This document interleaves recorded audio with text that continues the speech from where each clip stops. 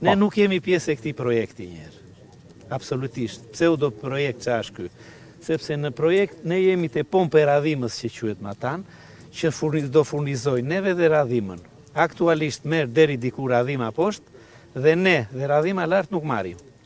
Marrim 45 minuta në ditë dhe janë 10-15 shtëpi. Tani ç'a ndodh? Po për toka, sa toka vadite? Do shkoj dhe te tokat. Tani mbas pompës që kemi ne, që jemi te burimi i parë, do fillojnë punimet këta. Dhe këta do t'i mbledhin që të gjitha ujrat, qoftë ujrave të sipërfaqësore, qoftë ujrat në toksore. Dhe duke mos na dhënë ujë qeveria për vite me radhë, ne kemi bërë puse, dikush nga këtu dhe lart, dikush dhe të gjitha puset, duke ikur ta 20 metra thellë, duke rrethuar gjithçka, duke mbledhur gjitha ujrat, ne mbetemi zero. Kjo është e sigurt. Ana tjetër, nuk mbetet për toka, të gjithë pjesa më e madhe, gjithë banorëve këtu atje me ato jetojnë. Dhe ata që nuk i punojnë më fal, i kanë marrë disa çuna atan me qira dhe bëjnë misër, grur, dhën, dhi. Atëherë është e thjeshtë. Sa banor ka që këtu dhe deri tek aksionisti ai furnizoi?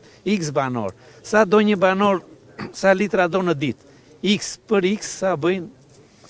Sa duhen për kafshët? Sa duhen për bujqësinë? Sa duhen për blektorinë? Sa duhen për tërshër, jon, misër, grur, gjitha gjërat që ne bëjmë. Në qoftë se ka kaq shumë ujë, sa thon ata, atëre, mbasi të jemi plotësuar ne të gjithë, me të gjithë gjërat, me biznese, me shtretër, me të gjitha gjërat, ajo që tepëron është urezvorit, i themi ne, me që ka kaq shumë ujë, ti mbledhi atje, ta bëj atje, digën ta marri, s'kemi asnjë problem. Pra, të mbaroj nevojat e vetë fshati, disa fshatra që jeni dhe është e thjeshtë. Pse nxitojnë kaq shumë? Pse ja më falon Veli, pse nxitojnë kaq shumë ata? Është e thjeshtë. Ne kemi prit 35 vjet s'kemi ujë. Të presi 7-8 muaj, çdo muaj të bëhen matjet, në muajt problematik që janë 20 qershor deri 20 nëntor, në qoftë se ka kaq shumë, të marrin o vlla atje poshtë. E qartë, nga viti në vit, si ka qenë prurjet?